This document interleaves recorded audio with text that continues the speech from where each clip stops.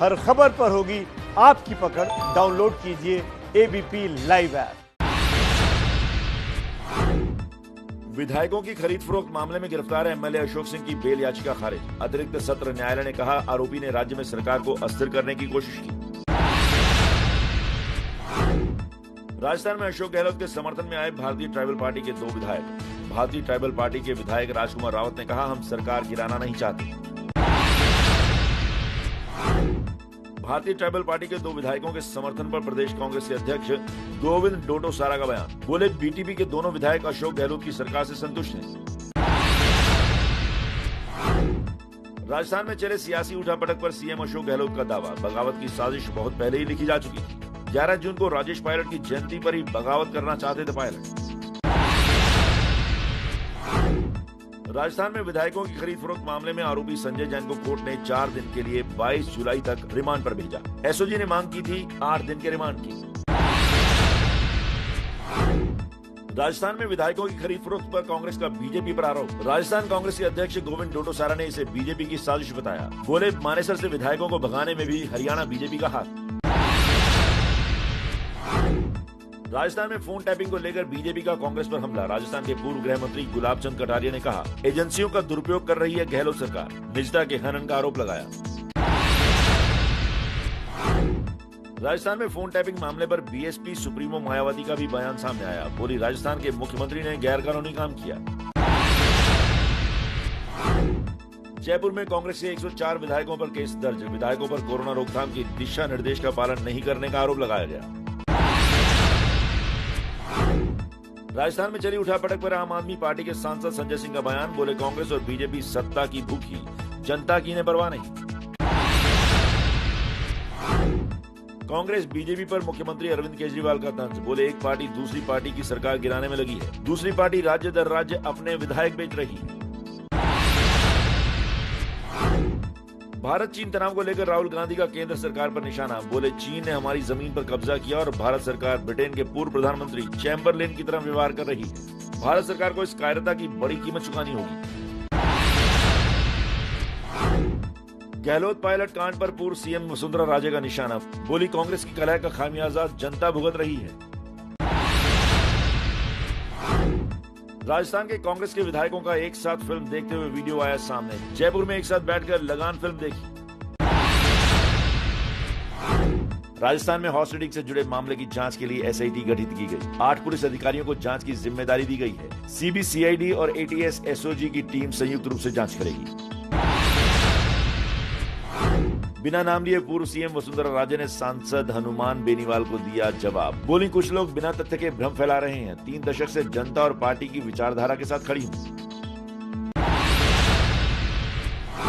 राजस्थान के सीएम अशोक गहलोत ने राज्यपाल कलराज मिश्र से मुलाकात की। सूत्रों के मुताबिक जरूरत पड़ने पर फ्लोर टेस्ट के लिए तैयार हैं गहलोत।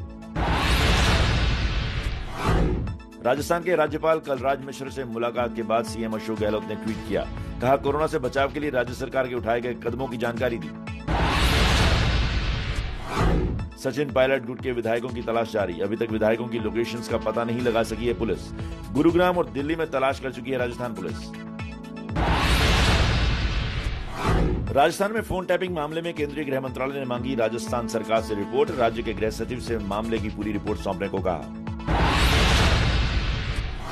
केंद्रीय मंत्री गजेंद्र सिंह शेखावत ने ट्वीट कर कसा तंज। कहा, गहलोत सरकार की स्पेशल बाड़ाबंदी, खेलो नाचो गाओ, पकाओ खाओ, मगर राजस्थान की बेहाल जनता के लिए काम करना मना है। राजस्थान की पूर्व सीएम वसुंधरा राजे पर नागौर के सांसद हनुमान बेनीवाल का निशाना। बोले, राजे ने की गहलोत की मदद। सीएम रहते कार्रवाई की होती तो जेल में होते गहलोत। सचिन पायलट गुट के विधायकों को लेकर कांग्रेस का आरोप, बीजेपी दे रही है संरक्षण। बेंगलुरु ले जाने का दावा किया। फोन टैपिंग की जांच कर रही एसओजी टीम को विधायक अशोक सिंह और भरत मिलानी ने वॉइस सैंपल देने से मना किया। एसओजी ने वॉइस सैंपल के लिए मांगी थी कोर्ट से अनुमति। बिहार के सीतामढ़ी जिले में बाढ़ की त्रासदी कम हो रही है, लेकिन लोगों की दिक्कतें कम नहीं हो रही। मनुष्यमारा नदी पर पुल नहीं होने से जोखिम लेकर ट्यूब और बड़े बर्तनों के सहारे नदी पार करते हैं लोग। बिहार के सीतामढ़ी जिले में बाढ़ की त्रासदी कम हो रही है, लेकिन लोगों की दिक्कतें कम नहीं हो रही। मनुष्यवारा नदी पर पुल नहीं होने से जोखिम लेकर ट्यूब और बड़े बर्तनों के सहारे नदी पार करते हैं लोग। यूपी के मुरादाबाद में थोड़ी सी बारिश से सड़कों पर भरा गंदे नाले का पानी, लोग घुटनों तक भरे गंदे पानी में निकलने को मजबूर।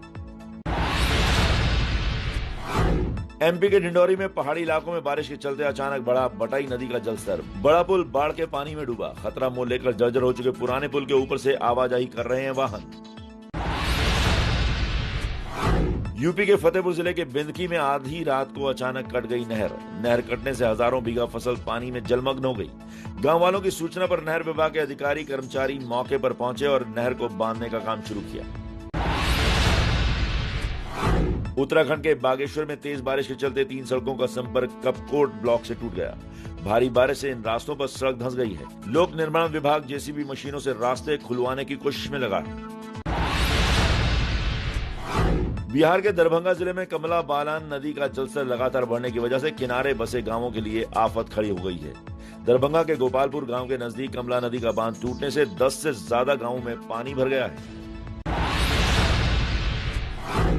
दरभंगा जिले के गांवों में पानी घुसने से गांव के लोग कमला नदी और रेलवे ट्रैक के बीच में तंबू तानकर रहने को मजबूर हैं। बिहार के दरभंगा जिले में घरों के बीच पहुंचा बागमती नदी का पानी। पिछले 3 दिनों से भूखे प्यासे बच्चे। प्रशासन नहीं दूर कर पा रहा लोगों की दिक्कतें। गंडक नदी में जलस्तर बढ़ने से बिहार के छपरा जिले में मंडराया खतरा। दबाव पड़ने पर रिंग बांध का थोड़ा हिस्सा टूटा। 8 गांवों में पानी घुसा। असम में बाढ़ की वजह से 30 जिलों के करीब 54 लाख लोग प्रभावित हैं। बाढ़ की वजह से 76 लोगों की जान भी जा चुकी है। असम में ब्रह्मपुत्र नदी का जलस्तर घटना शुरू हुआ। खतरे के निशान के नीचे पहुंचा। सेंट्रल वाटर कमीशन के मुताबिक 100 सेंटीमीटर तक घटा है पानी। बिहार के गोपालगंज जिले के माझा ब्लॉक के गांवों में फैला गंडक नदी का पानी। घरों के अंदर घुसा पानी। पीने का साफ पानी न मिलने से बीमार पड़ रहे हैं लोग। दिक्कतें दूर करने में नाकाम प्रशासन। उत्तराखंड के चमोली में पीपल कोटी के पास पिछले 21 घंटे से बंद है बद्रीनाथ हाईवे। भारी बारिश और लैंडस्लाइड से सड़कों पर आ गया है पत्थर और मलबा। बिहार के मुजफ्फरपुर में सिकंदरपुर के ऊपर से बच्चे गंडक नदी में कर रहे हैं स्टंट। खुलेआम जान से हो रहा है खिलवाड़। क्या प्रशासन को है किसी हादसे का इंतजार? अयोध्या में राम मंदिर निर्माण का काम अगस्त के पहले हफ्ते से शुरू हो सकता है। श्री राम जन्मभूमि तीर्थ क्षेत्र न्यास की शनिवार को हुई बैठक में बनी सहमति। 30 से 35 महीनों में पूरा हो जाएगा काम। न्यास की तरफ से प्रधानमंत्री नरेंद्र मोदी को 3 अगस्त और 5 अगस्त की तारीखें दी गई हैं। इन 2 तारीखों में जिस दिन भी प्रधानमंत्री अपनी सहमति देंगे उस दिन भूमि पूजन करके निर्माण का काम शुरू कर दिया जाएगा। सूत्रों के मुताबिक 5 अगस्त को पूर्णिमा के दिन पीएम अयोध्या आकर भूमि पूजन में हिस्सा ले सकते हैं। इस कार्यक्रम में 150 से 200 लोगों की मौजूदगी में भूमि पूजन कराया जा सकता है। राम मंदिर के प्रस्तावित मॉडल में हल्का बदलाव करने पर भी सहमति बनी है। गर्भगृह के मुख्य शिखर के अलावा 2 की जगह 5 मंडप होंगे। ऊंचाई भी 138 फुट से बढ़ाकर 161 फुट करने पर सहमति बनी है। मंदिर बनाने का काम जिस लार्सन एंड ट्यूब्रो कंपनी को सौंपा गया है उसने मंदिर परिसर में मिट्टी की जांच शुरू कर दी है। जमीन के 60 मीटर नीचे तक की मिट्टी की मजबूती की जांच के बाद ही निर्माण कार्य शुरू होगा। कुलभूषण जाधव को लेकर भारत और पाकिस्तान के बीच चल रही कानूनी लड़ाई एक बार फिर अंतर्राष्ट्रीय अदालत की चौखट पर पहुंच सकती है। काउंसलर एक्सेस के नाम पर पाकिस्तान लगातार दे रहा है धोखा। जम्मू में पाकिस्तान से सटी लाइन ऑफ कंट्रोल से सुरक्षा बलों ने पाकिस्तानी सेना के एक रिटायर्ड जवान को गिरफ्तार किया है। 50 साल के सेना के जवान का नाम हबीबुल रहमान है, जो मीरपुर के ढाला खम का रहने वाला है। सरहद पर बेवजह गोलीबारी में एक बच्चे समेत 3 नागरिकों की मौत पर भारतीय विदेश मंत्रालय ने पाक उच्चायुक्त को तलब कर दी सख्त चेतावनी। 17 जुलाई को कृष्णा घाटी में गई थी 3 नागरिकों की जान।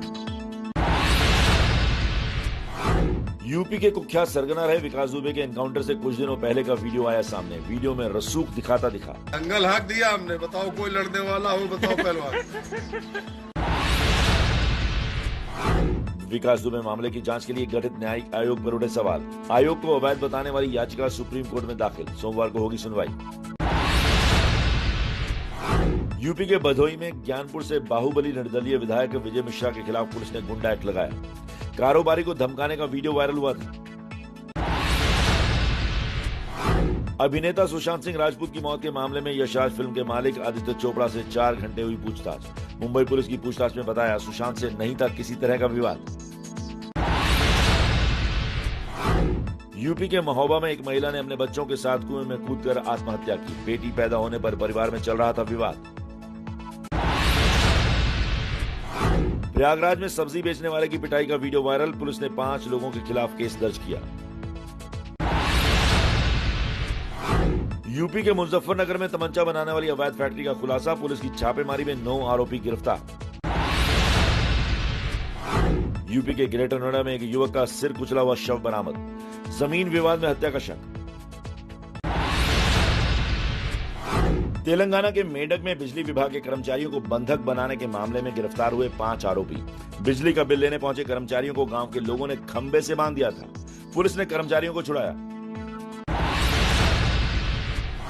अहमदाबाद के ढोलका में एक केमिकल प्लांट में जहरीली गैस से 4 लोगों की मौत। केमिकल टैंक की सफाई के दौरान हुआ हादसा। यूपी के गोरखपुर में शिव मंदिर से चोरी का सीसीटीवी फुटेज आया सामने। तिवारीपुर के प्राचीन शिव मंदिर में दान पात्र से चोरी करते दिखे 2 चोर। दोनों आरोपी गिरफ्तार। गुजरात के सूरत से कोरोना के इलाज में काम आने वाली टॉसिलीजुमेब के नकली इंजेक्शन का जखीरा बरामद। पुलिस ने इंजेक्शन बनाने में इस्तेमाल 8 लाख रुपए का सामान जब्त किया। केरल के हाई प्रोफाइल सोना तस्करी मामले में एनआईए की टीम ने की सबूतों की तलाश। आरोपी स्वपन सुरेश और संदीप नायर को तिरुवनंतपुरम में कई जगह लेकर गई पुलिस। वोडाफोन आइडिया ने एजीआर बकाये का भुगतान किया। टेलीकॉम डिपार्टमेंट को 1000 करोड़ रुपए और दिए। पहले 3 किस्तों में दे चुकी है 6854 करोड़ रुपए। वोडाफोन आइडिया पर 54,000 करोड़ का बकाया है। देश में कोरोना मरीजों की तादाद 10,38,716 पहुंच गई है। 26,000 से ज्यादा लोगों की संक्रमण से मौत हुई है। देश में पिछले 24 घंटे में 34,884 नए मामले सामने आए हैं, जबकि 671 मरीजों की मौत हुई है। अच्छी बात यह है कि रिकवरी रेट 63% के करीब है। महाराष्ट्र में पिछले 24 घंटे में 8,348 कोरोना के नए मरीज सामने आए हैं। महाराष्ट्र में कोरोना संक्रमण का आंकड़ा 3 लाख के पार पहुंच गया है। मुंबई में कोरोना मरीजों की संख्या 1 लाख के पार। अब तक 5,647 मरीजों की कोरोना से मौत। रिकवरी रेट 70% के करीब। दिल्ली में पिछले 24 घंटों में 1475 नए मामले सामने आए हैं, जबकि इसी अवधि में 1973 मरीज ठीक हुए हैं। दिल्ली में रिकवरी रेट 83% से ज्यादा हुआ। इंडियन मेडिकल एसोसिएशन ने दावा किया है कि देश में कोरोना मरीजों की संख्या 10 लाख पहुंचने के बाद यह पक्का हो गया है कि देश में कम्युनिटी स्प्रेड की शुरुआत हो चुकी है। आईएमए के चेयरमैन डॉक्टर वीके मोंगा ने कहा कि हर रोज 30,000 से ज्यादा केस आना बहुत चिंताजनक है। एम्स दिल्ली में होगा भारतीय कोरोना वायरस वैक्सीन का सबसे बड़ा ह्यूमन ट्रायल। 100 वेंटिलेटर पर होगा परीक्षण। दिल्ली के लोकनायक जयप्रकाश अस्पताल में कोरोना के फ्रंटलाइन वॉरियर्स द्वारा प्लाज्मा डोनेशन का कैंप आयोजित किया जाएगा। पुलिस और अर्धसैनिक बलों के ठीक हो चुके जवान करेंगे डोनेशन। पिछले 24 घंटे में यूपी में कुल 1986 मामले सामने आए हैं। सबसे ज्यादा 224 मामले लखनऊ से आए हैं। इस दौरान 24 लोगों की मौत भी हुई है। बिहार में कोरोना संकट से निपटने के लिए लव अग्रवाल समेत 3 सदस्यों की टीम आज बिहार पहुंचेगी। टीम का फोकस कंटेनमेंट जोन की रणनीति, घर घर सर्वेक्षण और समय पर कॉन्टैक्ट ट्रेसिंग पर होगी। कोरोना से निपटने के लिए नीतीश सरकार ने पटना में 3 आईएएस और 6 बिहार प्रशासनिक अधिकारियों की तैनाती की। ये लोग पटना के डीएम को सहयोग करेंगे। बिहार में नेता विपक्ष तेजस्वी यादव ने कहा, बिहार में नहीं हो रही है टेस्टिंग। इस वजह से कोरोना के सही आंकड़े सामने नहीं आ पा रहे हैं। टेस्ट हुए तो बिहार देश का नहीं दुनिया का हॉटस्पॉट साबित होगा। बिहार के डिप्टी सीएम सुशील मोदी ने तेजस्वी के आरोपों पर कहा, बिहार में एक तरफ लॉकडाउन का सख्ती से पालन हो रहा है तो दूसरी तरफ रोजाना 20,000 सैंपल जांच का लक्ष्य पूरा करने पर काम जारी है, लेकिन विपक्ष आम लोगों में दहशत पैदा करने में लगा है। बिहार के कटिहार में सदर अस्पताल के डॉक्टरों पर लगा लापरवाही का आरोप। परिजनों के मुताबिक डॉक्टरों की लापरवाही और समय पर इलाज न मिल पाने से हटिया के 55 वर्षीय हजारी प्रसाद की मौत हो गई।